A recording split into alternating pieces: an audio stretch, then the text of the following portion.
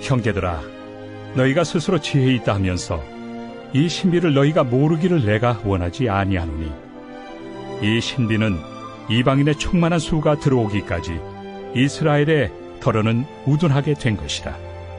그리하여 온 이스라엘이 구원을 받으리라. 기록된 바 구원자가 시온에서 오사 야곱에게서 경건하지 않은 것을 돌이키시겠고, 내가 그들의 죄를 없이 할 때 그들에게 이루어질 내 언약이 이것이라 함과 같으니라. 복음으로 하면 그들이 너희로 말미암아 원수된 자요, 택하심으로 하면 조상들로 말미암아 사랑을 입은 자라. 하나님의 은사와 부르심에는 후회하심이 없느니라. 너희가 전에는 하나님께 순종하지 아니하더니 이스라엘이 순종하지 아니하므로 이제 긍휼을 입었는지라. 이와 같이 이 사람들이 순종하지 아니하니 이는 너희에게 베푸시는 긍휼로 이제 그들도 긍휼을 얻게 하려 하심이라. 하나님이 모든 사람을 순종하지 아니하는 가운데 가두어 두심은 모든 사람에게 긍휼을 베풀려 하심이로다. 깊도다. 하나님의 지혜와 지식의 풍성함이요, 그의 판단은 헤아리지 못할 것이며 그의 길은 찾지 못할 것이로다. 누가 주의 마음을 알았느냐? 누가 그의 모사가 되었느냐?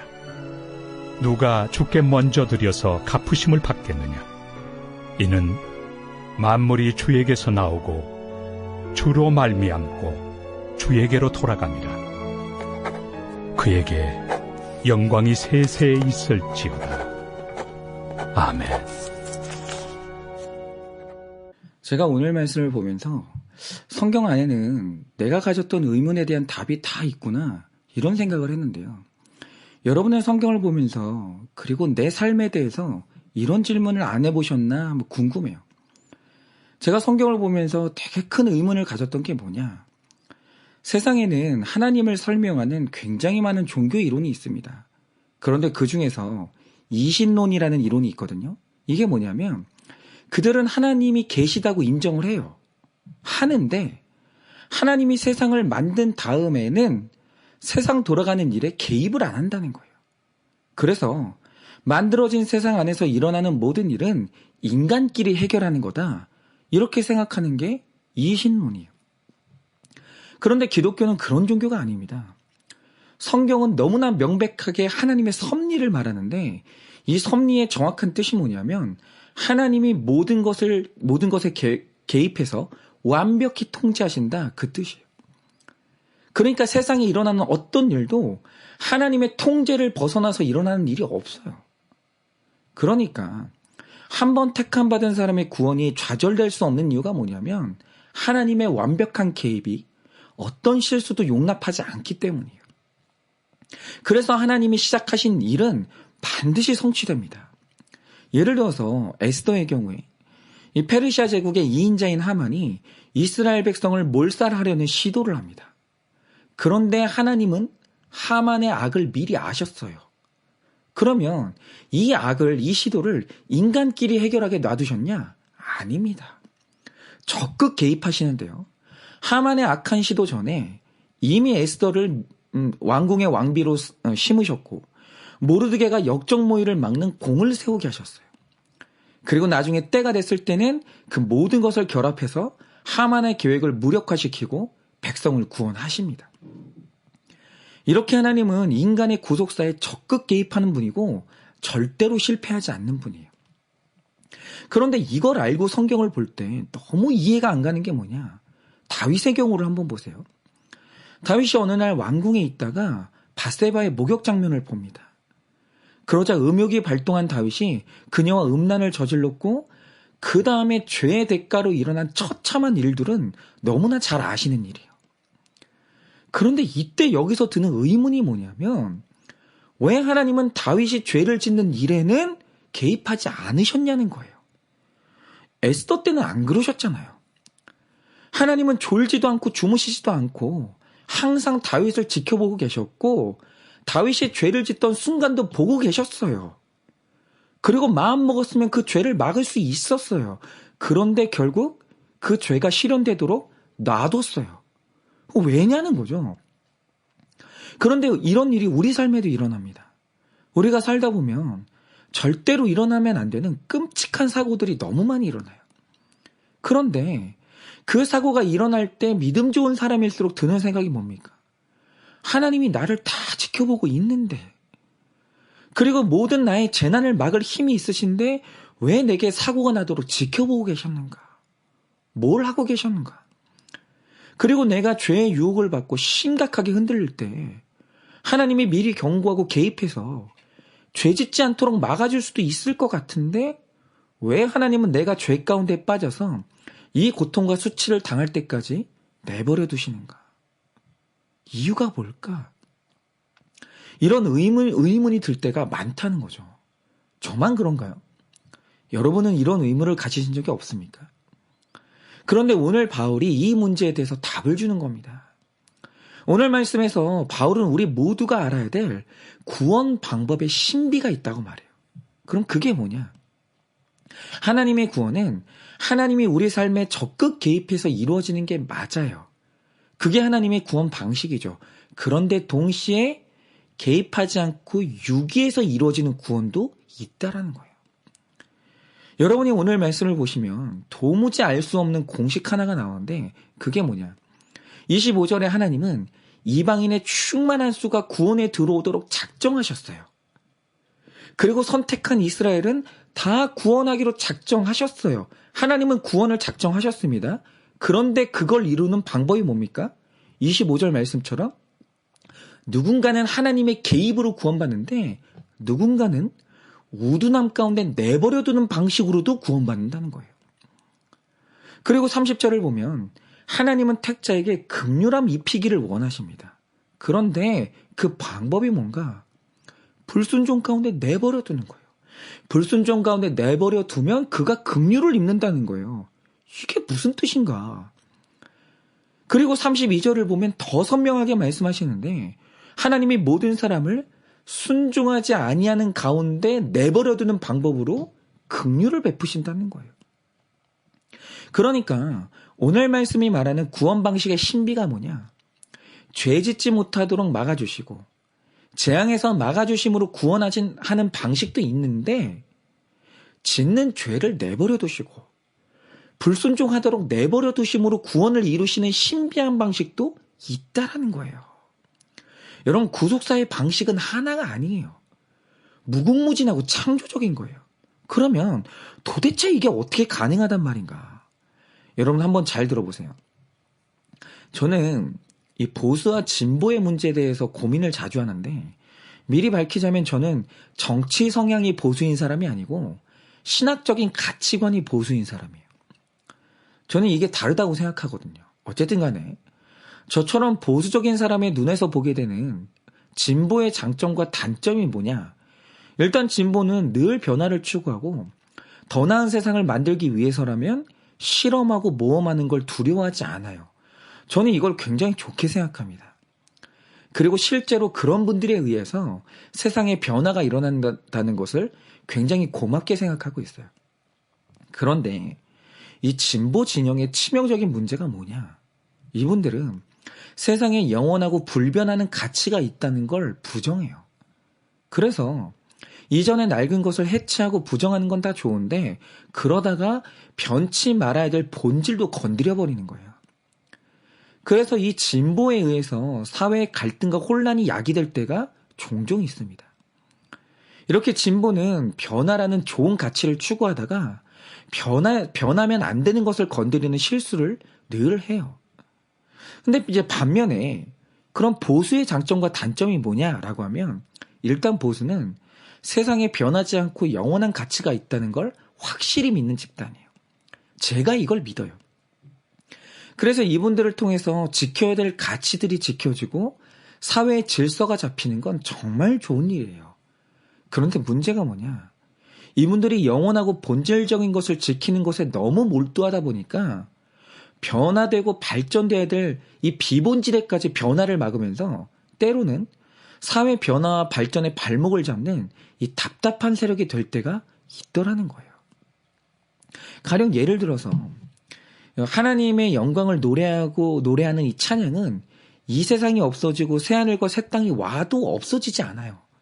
여러분, 찬양한다는 것은 영원한 가치예요. 그러니까 교회에서 찬양이 없어져도 된다고 말하면 그건 본질의 훼손입니다. 그런데 그 찬양을 어떤 도구와 어떤 형태로 찬양할 거냐는 것은 그 비본질이에요. 여러분, 그 시대에 가장 좋은 악기가 올겐이면 올겐으로 찬양하는 거고, 그 시대에서 가장 많이 쓰이는 악기가 일렉이나 이 드럼이면 그걸로 찬양하면 되는 거예요. 그건 얼마든지 변해도 됩니다. 그런데 이 보수주의자에게 본질과 비본질의 구분이 명확하지 않으면 이런 쓸데없는 논쟁으로 이 변화를 더디게 만들 수 있다는 거죠. 그런데 이렇게 변화하는 걸 싫어하는 극우가 변화되려면 방법은 딱 하나예요. 그게 뭡니까? 내가 틀렸다는 게 완벽히 증명되는 충격적인 사건이나 아픔이 와야 돼요. 안 그러면 기존에 고정된 이 가치관은 해체가 불가능한 거예요. 예를 들어서 교회에는 무조건 그랜드 피아노만 쳐야 된다고 고집하는 것은 그것을 답답해하면서 이 다음 세대가 교회를 다 떠나는 충격적인 사건이 와야 새로운 변화가 일어나는 거예요. 여러분, 늘 변화는 아픔과 고통을 통해서 이루어져 온 겁니다. 그런데 이런 사건을 통해서라도 새로운 변화가 일어났다면 한때 일어났던 아픔의 사건들은 축복이 되는 거예요. 제가 얼마 전에 그런 인터뷰를 봤는데요.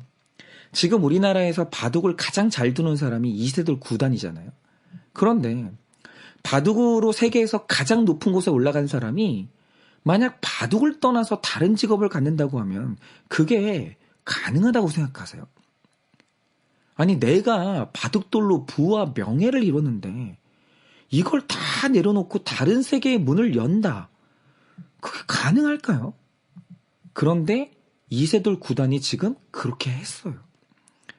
이분이 깨끗하게 바둑돌을 놓고 은퇴했어요. 그리고 지금 다른 인생을 뭘 살아볼까 고민하고 있답니다.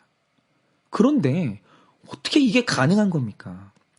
제가 이분이 말하는 걸 들어보니까 이전까지 자신의 생각이 뭐였냐면 바둑은 감히 기계가 넘볼 수 없는 인간 고유의 지적인 영역이고 그런 바둑계에서는 내가 최고라는 생각에 흔들림이 없었다는 거예요.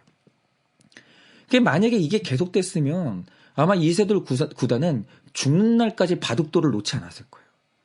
그는 바둑인으로 살다가 다른 세계를 경험하지 못하고 죽었겠죠. 그런데 알파고가 나타난 거예요. 이 알파고와 대국을 해보고 너무 큰 충격 가운데 이게 완전히 깨져버린 거예요. 이분이 이제 깨닫게 된 게 뭐냐면 인간은 알파고를 이길 수 없으면 물론이고 이제 이 바둑이 인간 고유의 지적 활동이라는 이 신념이 완전히 파괴된 거예요. 그러자 이 바둑을 절대로 놓을 수 없을 것 같던 사람이 깨끗이 바둑돌을 놓고 다른 길로 떠난 거예요. 이제 바둑은 의미가 없다. 나는 다른 길을 찾아보자. 이렇게 된 겁니다. 여러분, 바로 이겁니다. 절대로 변하지 않고 깨지지 않을 사람이 변화되는 유일한 방법이 뭔가? 바로 그게 완벽한 파괴와 고통이에요. 그런데 그 고통이 크면 클수록 내가 경험한 파괴가 처참하면 처참할수록 더 큰 폭으로 변화되고 더 새롭게 변화가 일어나는 거예요. 마찬가지로 우리가 로마서를 통해서 계속 말했던 구원의 유일한 방식이 뭡니까? 나의 이 의로 구원받을 수 있다는 미련은 완전히 깨버리고 예수 그리스도를 의지하는 새로운 길로 가야 된다는 거예요. 그런데 이세돌 9단이 바둑돌 내려놓는 것보다 몇 천 배 더 어려운 게 뭔지 아십니까? 바로 사람이 자기 의의를 포기하는 거예요. 여러분, 이게 얼마나 힘든지 아십니까? 인간에게 교만은 배우는 게 아니라 가지고 태어나는 본성이에요. 그래서 아주 조금의 여지만 있어도 사람은 자기 의의를 자랑하게 돼 있고 나보다 못한 사람을 무시하게 되어 있어요. 그게 인간이에요. 그런데 이런 교만한 인간이 자기 의의를 완전히 포기하고 예수 그리스도만 전적으로 의지하는 새로운 길을 간다고 할 때 그렇게 만드시는 하나님의 신비한 방법이 뭐냐? 사람이 자기 죄의 끝을 확인하도록, 나 자신에 대해서 완전히 좌절하고 포기하도록 극심한 불순종 가운데 내버려 두는 거예요. 여러분, 왜 의로운 자 다윗이 분수령적인 회개를 했겠습니까? 하나님이 불순종 가운데 가두어 두시는 은혜로 말미암아, 하나님의 이 불순종 가운데 유기하시는 은혜로 말미암아 자기 죄성의 밑바닥을 봤기 때문이에요. 그는 자기 죄의 밑바닥을 한번 보고 난 이후로 자기 자신에 대한 신뢰를 완전히 내려놓고 하나님을 전적으로 신뢰하는 새로운 길로 나아갔어요. 여러분, 욥기를 한번 유심히 보세요. 여러분, 정말 욥이 위대한 믿음의 사람입니까? 여러분, 그가 정말 극심한 고난 가운데서 믿음 지켰습니까? 아닌 거 아시죠? 여러분, 그는 고난 가운데서 자살을 소원했고 하나님을 정말 원망했어요. 그런데 그가 그 과정 가운데서 그가 보게 된 게 뭐냐? 아, 환경에 장사 없고 나도 장사 없구나. 나도 한계치의 고난이 오면 얼마든지 하나님을 떠나 자살할 수 있는 인간이구나. 이걸 보게 되면서 내가 이때까지 가지고 있었던 의로움을 완전히 내려놔요. 그리고 나의 이제까지 삶은 하나님이 날 붙드신 은혜의 결과라는 것을 여실히 깨닫습니다. 여실히 깨달아요. 그리고 이 다음부터는 고난 중에 친구들과 했던 그 논쟁 있죠. 그 논쟁을 일평생 하지 않아요. 그 논쟁이 끝나고 이제 하나님께 완전히 순종한 인생으로 나아갑니다. 그런데 그가 마지막 남은 자기 의를 버리고 전적으로 하나님의 은혜를 붙들게 할 때 가장 크게 도왔던 존재가 누굽니까? 그를 극심하게 괴롭혔던 사탄이에요. 여러분, 우리의 지독한 세상 사랑도 마찬가지입니다. 여러분, 극심한 고난이 없는 사람이, 그런 걸 경험해 본 적이 없는 사람이 세상에 대한 미련을 버리고 천국을 사모하는 게 가능할 것 같습니까? 절대 안 됩니다. 절대로. 그래서 때로 하나님은 우리가 이 땅에서 고통당할 때 그것을 당하도록 내버려 두세요. 하나님이 이 땅 가운데 고통을 남겨두세요. 이 땅 가운데서 아픔과 사고를 남겨두세요. 여러분, 그리스도인들도 하나님께서 이 사고를 당하도록 허락하시고 고통을 남겨두세요. 여러분, 그리스도인들도 말기암에 걸립니다. 그리고 사탄이 우리를 죄 가운데 쥐고 흔들 때 그걸 잠시 두고 보시면서 내버려 두세요. 여러분, 이걸 옳고 그름으로 보시면 안 되는 거예요. 선하신 하나님이 어떻게 악한 수단을 사용할 수 있는가? 이런 말은 완전히 사변이에요. 여러분, 그 34절 이하의 말씀처럼 누가 주의 마음을 알고 그의 모사가 되겠어요. 여러분, 우리 구원을 이루시는 방식에서 누가 하나님보다 더 깊은 지혜를 가질 수 있고 누가 하나님보다 우리를 더 잘 알고 있겠어요. 그럴 수 없습니다. 하나님은 악한 것들로도 우리 구원을 이루시는 신비와 지혜가 있으신 거예요. 그래서 구원의 계획 아래 고난도 악한 사단도 우리 구원을 이루는 섭리의 재료로 다 사용되는 거예요. 그래서 필요하기 때문에, 우리 구원에 필요하기 때문에 이 땅 가운데 재난도 고통도 사탄도 그대로 일단은 유기하고 허용하시는 거예요. 여러분, 혹시 우리 중에 지금 심각한 죄 가운데 넘어져서 내 죄의 밑바닥을 보고 계신 분이 있으십니까? 그래서 지금 자기 혐오와 내가 지옥에 가야 되는 죄인임이 변명 없이 인정되면서 두려움에 떨고 있는 분들이 있으십니까? 그렇다면 지금 그 자리에서 유다처럼 후회로 나가지 마시고 나를 이 땅에 나오게 하신 주께로 돌아가 이런 날 구원하실 예수님께 전적으로 영광 돌리고 이제 그분만을 붙드세요. 그러면 그 죄로 말미암아 내 구원이 이루어지는 신비가 완성되는 거예요. 여러분, 이 땅에서 고난 때문에 사람과 세상에 대해서 지긋지긋해지고 미련이 없어진 분들이 있으십니까? 그러면 이제 내 소망을 예수 그리스도와 천국에 두시면 되는 거예요. 그러면 그 고난이 신비함으로 내 구원을 이루게 되는 겁니다. 여러분, 이렇게 오늘 하루도 하나님이 우리에게 허용하시고 작정하신 모든 죄에 넘어짐과 고난 가운데서 우리의 구원의 신비가 완성되기를 예수님의 이름으로 축원을 드립니다.